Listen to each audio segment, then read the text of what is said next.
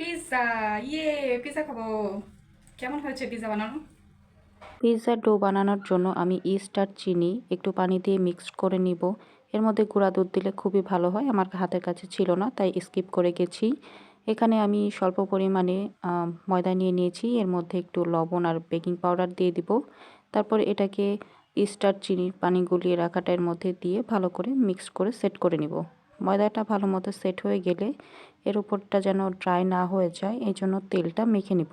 আমার হাতেও লাগবে না এবং উপর থেকে অনেকটা সুন্দর হয়ে থাকবে। তো আমি চিকেন পিৎজা বানাবো, এই জন্য আমি চিকেনটা একটু রান্না করে নেব। আমার কাছে এটাই বেশি ভালো মনে হয়, এই জন্য আমি এভাবে একটু রান্না করে নিই ক্যাপসিকাম মরিচ পেঁয়াজ দিয়ে।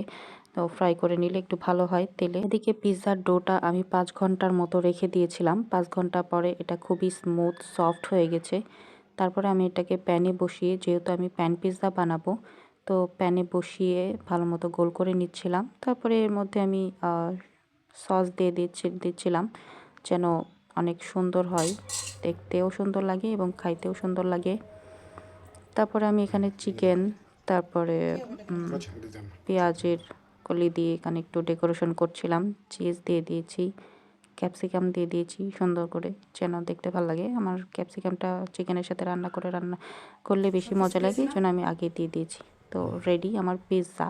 এখন খাওয়ার পালা। উফ, মাশাল্লাহ, দেখেই লোভনীয় লাগছে।